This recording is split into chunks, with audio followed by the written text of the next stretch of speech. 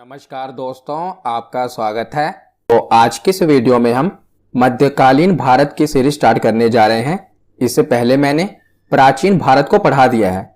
अगर आपने उन वीडियोस को नहीं देखा तो प्लेलिस्ट में जाकर जरूर देख सकते हैं। आज के इस वीडियो में हम मध्यकालीन भारत का पहला टॉपिक भारत पर मुस्लिम आक्रमण के बारे में पढ़ेंगे और लास्ट में हम प्रीवियस ईयर क्वेश्चन भी अटेम्प्ट करेंगे। तो पहले मैं आपको टॉपिक को पूरा समझाऊंगा और लास्ट में हम प्रीवियस ईयर क्वेश्चन भी कवर करेंगे। तो पहले आप वीडियो को एंड तक देखें और लास्ट में प्रीवियस ईयर क्वेश्चन जरूर अटेम्प्ट करें। तो चलिए बिना देरी किए हुए वीडियो को शुरू करते हैं। तो चलिए वीडियो की शुरुआत करते हैं। तो भारत पर मुस्लिम आक्रमण को समझाने की दृष्टि से मैंने इसे दो भागों में बांट दिया है। पहले में एक ओवरव्यू ले लेते हैं कि इस टॉपिक को हम कैसे पढ़ेंगे। तो भारत पर मुस्लिम आक्रमण को मैंने दो भागों में बांट दिया है। पहला है अरब आक्रमण और दूसरा है तुर्क आक्रमण, यानी कि भारत पर अरबों के द्वारा किया गया आक्रमण, और दूसरे भाग में हम देखेंगे भारत पर तुर्कों के द्वारा किया गया आक्रमण। इस एक ही वीडियो में हम ये दोनों भाग को देखेंगे। तो अरबों के द्वारा किया गया आक्रमण में हम देखेंगे मोहम्मद बिन कासिम। तो मोहम्मद बिन कासिम पहला मुस्लिम आक्रमणकारी था जिसने भारत पर पहला आक्रमण किया था, सफल आक्रमण। आगे हम पढ़ेंगे डिटेल में, बस हम एक ओवरव्यू ले लेते हैं कि आगे हम क्या क्या पढ़ेंगे। और दूसरे भाग में हम देखेंगे तुर्क आक्रमण, जिसमें हम महमूद गजनी और मोहम्मद गौरी के बारे में पढ़ेंगे। इनके नाम तो आपने सुने ही होंगे। महमूद गजनी जिसने भारत पर 17 बार आक्रमण किया था और सोमनाथ मंदिर को लूटा था। तो महमूद गजनी के बारे में पढ़ेंगे, जिसे महमूद गजनवी भी कहते हैं, और दूसरा मोहम्मद गौरी के बारे में भी पढ़ेंगे। तो आज के इस वीडियो में हम जो भारत पर मुस्लिम आक्रमण हुए थे वो देखेंगे। तो पहले हम इसका पहला भाग देखते हैं, अरब आक्रमण। तो सबसे पहले देखते हैं भारत पर अरब आक्रमण। तो जैसा कि मैंने आपको बताया कि मोहम्मद बिन कासिम पहला मुस्लिम आक्रमणकारी था जिसने भारत पर आक्रमण किया था, सफल आक्रमण। पर उससे पहले हम थोड़ा बैकग्राउंड समझ लेते हैं। तो सर्वप्रथम 711 ईस्वी में उबैदुल्ला के नेतृत्व में एक अभियान भारत के सिंध में भेजा गया था। तो सिंध जो कि वर्तमान में पाकिस्तान का हिस्सा है, पर पहले ये भारत का हिस्सा हुआ करता था। तो सर्वप्रथम 711 ईस्वी में उबैदुल्ला के नेतृत्व में एक अभियान सिंध भेजा गया था, परंतु ये पराजित हुआ और मारा गया। मतलब कि इसने आक्रमण करने की कोशिश तो की भारत पर, परंतु ये पराजित हो गया और मारा गया। और उसके बाद दूसरा आक्रमण बुद्दैल के नेतृत्व में किया गया, लेकिन यह भी असफल रहा। उसके बाद तीसरा अभियान 712 ईस्वी में मोहम्मद बिन कासिम के नेतृत्व में किया गया और यह सफल रहा।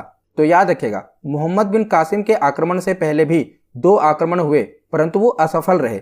पर जो मोहम्मद बिन कासिम था, इसने आक्रमण किया और सिंध के शासक दाहिर को पराजित किया और दाहिर युद्ध में मारा गया। तो पहला सफल मुस्लिम आक्रमणकारी कौन था? उसका नाम था मोहम्मद बिन कासिम। कई बार एग्जाम में पूछा गया है। और मोहम्मद बिन कासिम ने पहले सिंध पर आक्रमण किया, सिंध को अपने कब्जे में किया, और उसके बाद 713 ईस्वी में इसने मुल्तान को भी जीत लिया। तो मुल्तान भी वर्तमान में पाकिस्तान का हिस्सा है। तो पहले इसने सिंध को जीता, उसके बाद इसने मुल्तान को जीत लिया। तो हमने क्या पढ़ा कि सबसे पहले उबैदुल्ला के नेतृत्व में एक अभियान आया सिंध, परंतु वो पराजित हो गया। उसके बाद बुद्दैल के नेतृत्व में एक अभियान आया, वो भी पराजित हो गया, असफल रहा। परंतु जो तीसरा अभियान था 712 ईस्वी में, जो कि मोहम्मद बिन कासिम के नेतृत्व में आया, वो सफल रहा। उसने पहले सिंध पर आक्रमण किया, उसे जीत लिया, और उसके बाद मुल्तान पर आक्रमण किया और उसे भी जीत लिया। तो यहाँ से प्रश्न क्या बनता है? यहाँ से ये प्रश्न बनता है कि सबसे पहला सफल मुस्लिम आक्रमणकारी कौन था जिसने भारत पर आक्रमण किया था और सफल रहा था? तो उसका नाम था मोहम्मद बिन कासिम। तो उसके बाद देखते हैं, तो मोहम्मद बिन कासिम ने भारत पर सबसे पहले जजिया कर लगाया था। ये बहुत बार एग्जाम में पूछा गया है। तो जजिया कर क्या होता है? तो जजिया कर गैर मुसलमानों से लिया जाने वाला एक प्रकार का सुरक्षात्मक कर था।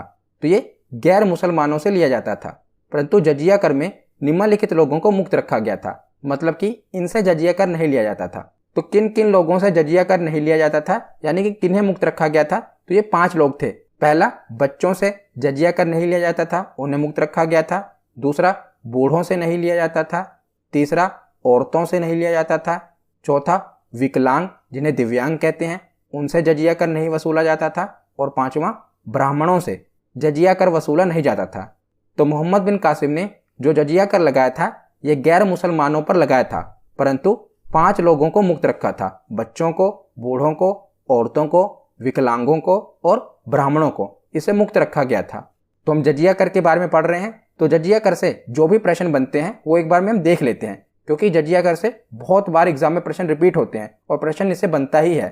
तो सबसे पहला तो ये प्रश्न है कि जजिया कर सबसे पहले किसने लगाया था?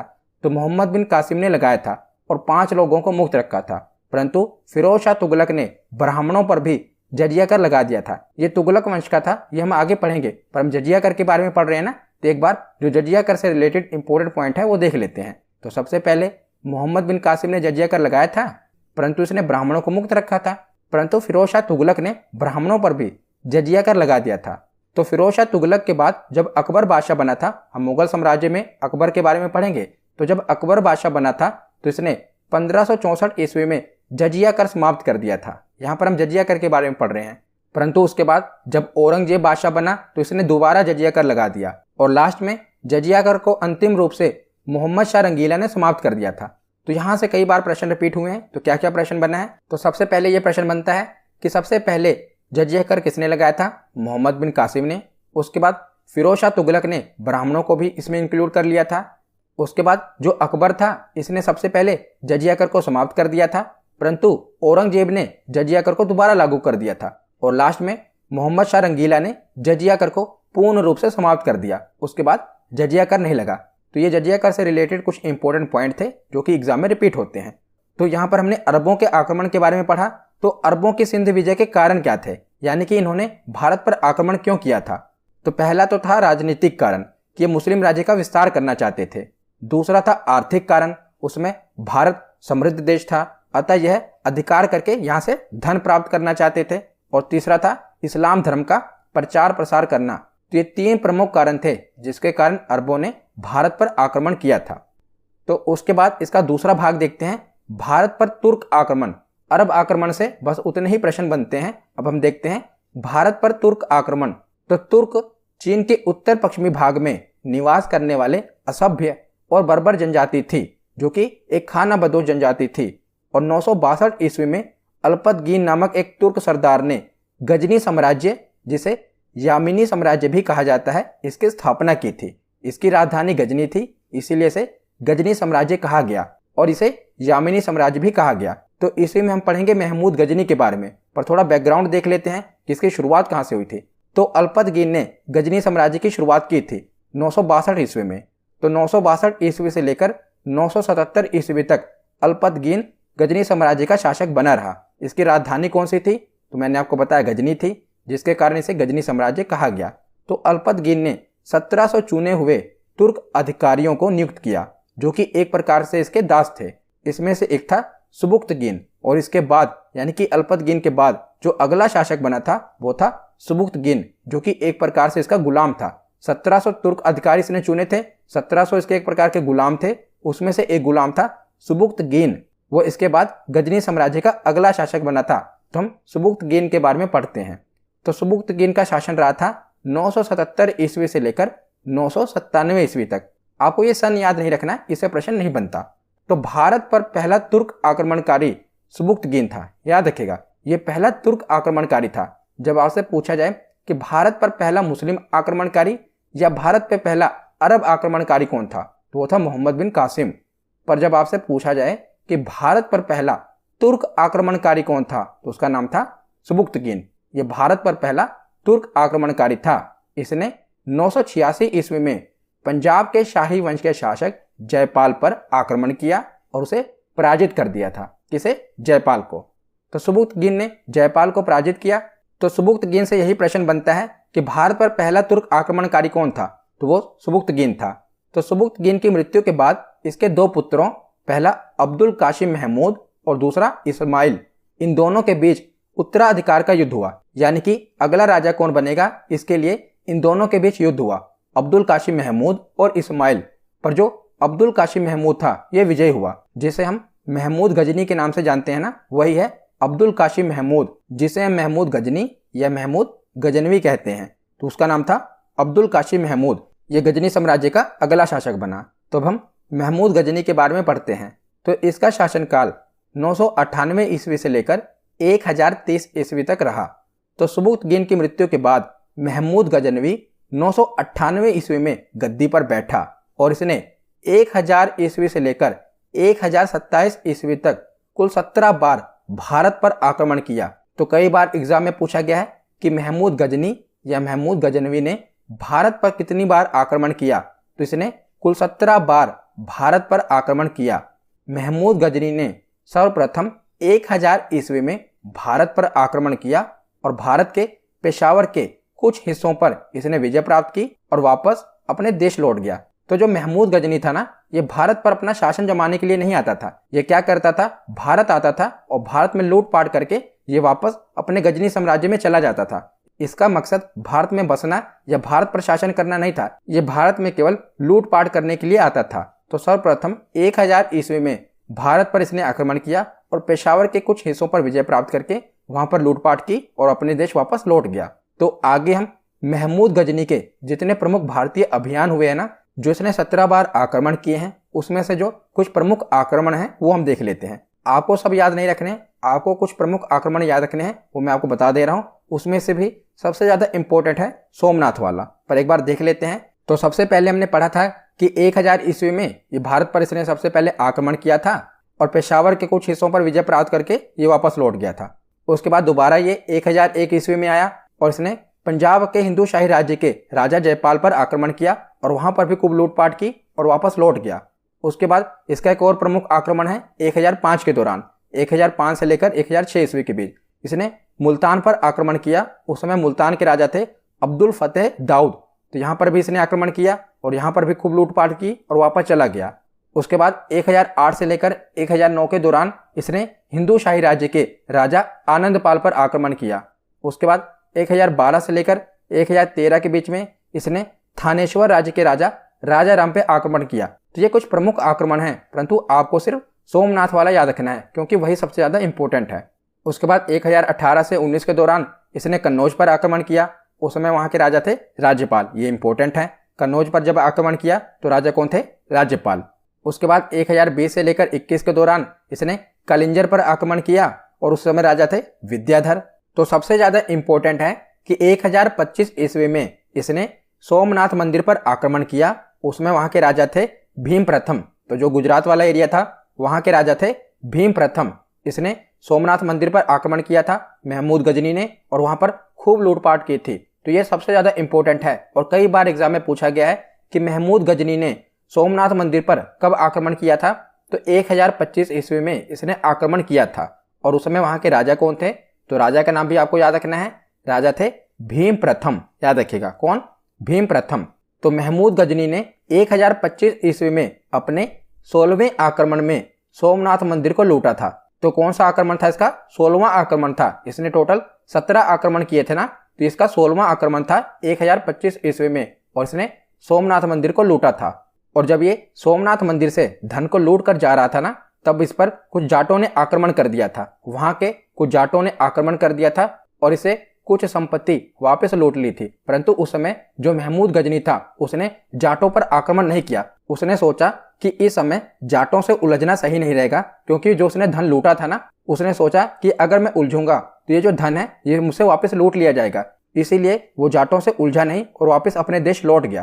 परंतु महमूद गजनी ने अगली बार जो अपना अंतिम आक्रमण किया था वो 1027 ईस्वी में इन्हीं जाटों के विरुद्ध किया था, जिन्होंने पिछली बार जब वो धन लूटकर जा रहा था तो उस पर आक्रमण किया था ना। तो अगली बार महमूद गजनी ने जो अपना अंतिम आक्रमण किया था 1027 ईस्वी में, वो उन्हीं जाटों के विरुद्ध किया था और ये इसका अंतिम आक्रमण था। उसके बाद 1030 ईस्वी में महमूद गजनी की मौत हो गई थी। तो 1025 ईस्वी वाला आप याद रखिएगा कि सोमनाथ मंदिर पर इसने आक्रमण किया था और 1027 ईस्वी में इसका जो अंतिम आक्रमण था ये जाटों के विरुद्ध हुआ था। तो जो महमूद गजनी था ना, जब ये आक्रमण करने आता था तो इसके साथ अलग अलग टाइम पर अलग अलग इतिहासकार आए थे। इनका नाम आपको याद होना चाहिए और इनकी रचनाएं आपको याद होनी चाहिए, जैसे फिरदौसी, अल बरूनी तथा उतबी।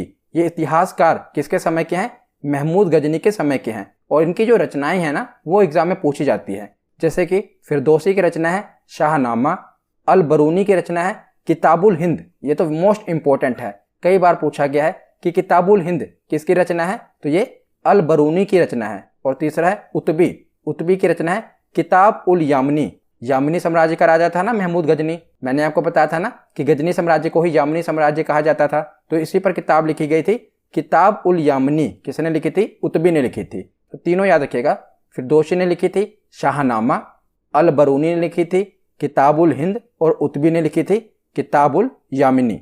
और जो महमूद गजनी था ना, इसको बुत शिकन तथा मूर्ति भंजक भी कहा गया था, क्योंकि जब भारत पर आक्रमण करता था ना तो कई सारे देवी देवताओं की मूर्तियां इसने नष्ट कर दी थी, इसीलिए इसे बुत शिकन और मूर्ति भंजक भी कहा गया। तो महमूद गजनी के आक्रमण का भारत पर क्या प्रभाव पड़ा वो हम देख लेते हैं। तो भारतीय राजाओं को पराजित कर भारतीय राजनीति की कमजोरी को इसने उजागर कर दिया। इसने बता दिया कि जो भारत के राजा है ना, इनमें एकता नहीं है। दूसरा, पंजाब, सिंध एवं मुल्तान में गजनी गवर्नरों की नियुक्ति करके इसने मुस्लिम शासन की स्थापना की। तो इसने क्या किया, जो राज्य इसने जीते थे ना वहां पर अपने गवर्नरों की नियुक्ति कर दी। तीसरा, इसने भारत में विदेशी आक्रमण का द्वार खोल दिया। तो इसके बाद आप देखेंगे कि भारत पर बहुत सारे विदेशी आक्रमण हुए। चौथा, भारतीय कला को इसने नष्ट कर दिया। आपने देखा ही कि 17 बार इसने लूटपाट की और भारतीय कला को इसने बहुत नुकसान पहुंचाया। पांचवा, भारत का धन गजनी ले गया। वो तो ले ही गया, यही इसका मकसद ही था। 17 बार इसने जो आक्रमण किए थे, जो भी धन लूटा, ये अपने साम्राज्य गजनी वापस लेकर चला गया था। तो ये था महमूद गजनी के आक्रमण का भारत पर प्रभाव। अब इसके बाद हम मोहम्मद गोरी के बारे में पढ़ते हैं। तो मोहम्मद गोरी के बारे में पढ़ते हैं। तो 12वीं शताब्दी के मध्य में गौर वंश का उदय हुआ था और उनके साम्राज्य का आधार जो उत्तर पश्चिम अफगानिस्तान का हिस्सा है ना, वहां पर था। वहां पर इनका साम्राज्य था। तो वहीं पर गौर वंश का उदय हुआ था, जिसका शासक था मोहम्मद गोरी। तो 1173 ईस्वी में शिहाबुद्दीन मोहम्मद गोरी गौर का शासक बना, जिसे हम मोहम्मद गोरी कहते हैं ना, इसका पूरा नाम था शिहाबुद्दीन मोहम्मद गोरी। ये 1173 ईस्वी में गौर साम्राज्य का शासक बना था। तो 1173 ईस्वी के बाद 1175 ईस्वी में इसने मुल्तान पर आक्रमण कर दिया। भारत पर सबसे पहला इसने आक्रमण किया 1175 ईस्वी में। तो मुल्तान पर इसने आक्रमण किया और ये इसकी पहली विजय थी। तो पहले आक्रमण में इसको विजय मिली, जो कि इसने 1175 में भारत पर की थी। तो मोहम्मद गोरी की भारत पर पहली विजय कौन सी थी? 1175 ईस्वी में, जब इसने मुल्तान पर आक्रमण किया था।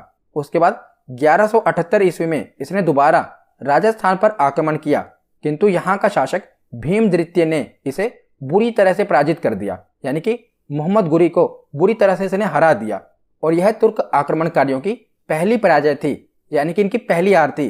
किसने हराया था? राजस्थान के राजा भीम द्वितीय ने मोहम्मद गोरी को हरा दिया था। उसके बाद 1191 में इसने तराइन का प्रथम युद्ध। तो आगे मैंने मोहम्मद गोरी के जितने भी प्रमुख युद्ध है ना, उसे एक ही स्लाइड में कवर किया हुआ है। पहले हम एक बार देख लेते हैं, थोड़ा सा ओवरव्यू ले लेते हैं। तो 1173 में हमने देखा कि ये गौर का शासक बना। 1175 ईस्वी में इसने मुल्तान पर आक्रमण किया और इसकी विजय हुई। परंतु 1178 ईस्वी में जब इसने राजस्थान पर आक्रमण किया तो वहां के राजा भीम द्वितीय ने इसे हरा दिया।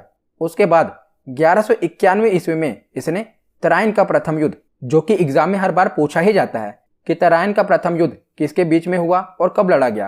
तो 1191 ईस्वी में तराइन का प्रथम युद्ध मोहम्मद गोरी और पृथ्वीराज चौहान के बीच में हुआ और इस युद्ध में मोहम्मद गोरी बुरी तरह से पराजित हो गया और उसके बाद ये वापस गजनी चला गया। उसके बाद इसने एक साल पूरी तरह से अपनी सेना को संगठित किया। दोबारा इसने 1192 में, यानी कि अगले साल, दोबारा इसने युद्ध किया। तराइन का दूसरा युद्ध हुआ और इसमें इसने अपनी कूटनीति का इस्तेमाल किया, जिसके कारण पृथ्वीराज चौहान की हार हुई और इसने पृथ्वीराज चौहान को बंदी बना लिया। तो तराइन के प्रथम युद्ध में मोहम्मद गोरी की हार हुई, परंतु तराइन के दूसरे युद्ध में इसने अपनी सेना को पूरी तरह से संगठित किया और कूटनीति और अपने सेना के संगठित होने के बदौलत इसने पृथ्वीराज चौहान को बंदी बना लिया और हरा दिया। तो उसके बाद आगे अब हम मोहम्मद गोरी के जो प्रमुख भारतीय अभियान हैं उन्हें एक ही बार में देख लेते हैं। तो सबसे पहले इसने 1175 ईस्वी में मुल्तान पर करमाथी वंश पर आक्रमण किया था, जो मैंने आपको बताया था, जहां पर इसकी विजय हुई थी। उसके बाद इसने 1178 ईस्वी में गुजरात और राजस्थान का जो एरिया है वहां पर आक्रमण किया था, जिसके राजा थे भीम द्वितीय। मैंने आपको बताया कि भीम द्वितीय ने मोहम्मद गोरी को हरा दिया था। उसके बाद 1181 ईस्वी में इसने पंजाब पर आक्रमण किया था और वहां के राजा खुसरो मलिक को इसने हरा दिया था और खुसरो मलिक ने इसकी अधीनता स्वीकार कर ली थी। फिर दोबारा इसने 1186 ईस्वी में पंजाब पर आक्रमण किया था। ये पंजाब वाला इतना इंपॉर्टेंट नहीं है, सबसे ज्यादा इंपॉर्टेंट है तराइन का युद्ध। तो 1191 और 92 दोनों तराइन के युद्ध आपको याद होने चाहिए। 1191 में तराइन का प्रथम युद्ध हुआ था, जो कि पृथ्वीराज चौहान और मोहम्मद गोरी के बीच में हुआ था, जिसमें मोहम्मद गोरी की हार हुई थी और पृथ्वीराज चौहान की विजय हुई थी। उसके बाद 1192 ईस्वी में तराइन का दूसरा युद्ध हुआ था, जिसमें पृथ्वीराज चौहान की हार हुई थी और मोहम्मद गोरी इसमें विजयी रहा था। उसके बाद 1194, ये भी इंपॉर्टेंट है, जिसे कन्नौज का युद्ध या चंदावर का युद्ध कहा जाता है। उस समय राजा थे जयचंद्र, इसे भी मोहम्मद गोरी ने हरा दिया था। तो ये तीनों युद्ध तो मोस्ट इंपोर्टेंट है। पहला है तराइन का प्रथम युद्ध जो 1191 में हुआ, दूसरा है तराइन का दूसरा युद्ध जो 1192 में हुआ, और तीसरा है चंदावर का युद्ध जो कि जयचंद्र राजा और मोहम्मद गोरी के बीच में हुआ, जिसमें मोहम्मद गोरी विजयी रहा। ये 1194 में हुआ। उसके बाद 1195 ईस्वी में बयाना के राजा कुमार पाल के साथ मोहम्मद गोरी का युद्ध हुआ। ये इतना इंपॉर्टेंट नहीं है। उसके बाद जो इसका आखिरी युद्ध हुआ था मोहम्मद गोरी का, ये 1205 ईस्वी में पंजाब के खोखर जातियों के विरुद्ध हुआ था। ये इसका आखिरी युद्ध था।